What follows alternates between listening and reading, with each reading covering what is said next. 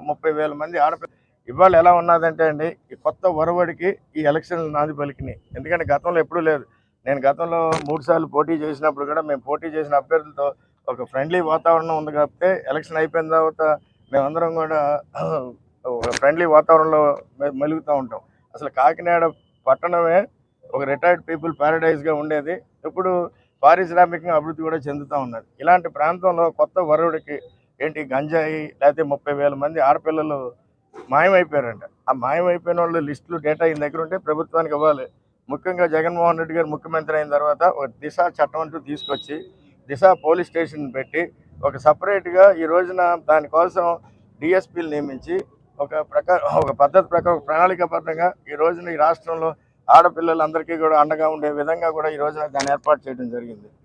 ఇవాళ ఏంటంటే కొన్ని అసత్య ప్రచారాలతో వ్యక్తిగతంగా దూషించడం, వ్యక్తిగతంగా టార్గెట్ చేయడం. ఇవాళ జగన్మోహన్ రెడ్డి గారిని ఎదుర్కోవాలంటే ఇవాళ జగన్మోహన్ రెడ్డి గారు 2,77,000 కోట్లు సంక్షేమం ఇచ్చారు. ఆ 2,77,000 కోట్ల సంక్షేమంలో అవినీతి జరిగిందని ఎక్కడ మాట్లాడుతున్నారా?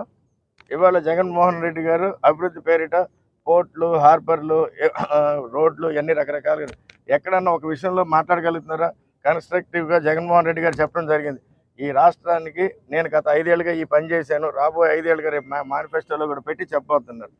ఇవన్నీ కూడా ఆయన చాలా కసరత్తు చేసి ఒక ప్రణాళికాబద్ధంగా కూడా ఆయన ప్రభుత్వాన్ని నడుపుతున్న విధానాన్ని కూడా అందరూ కూడా కేంద్రం నుంచి కేంద్ర నాయకులు కానీ కేంద్ర ప్రధానమంత్రి గారు కూడా హర్షించే విధంగా కూడా ఈరోజు జగన్మోహన్ రెడ్డి గారి పరిపాలన ఉందని చెప్పి కూడా మీరు అందరూ కూడా గుర్తు చేసుకోవాలి. చెప్పండి. 4 నామినేషన్లు వేశారు, 3 పార్టీలు మారారు.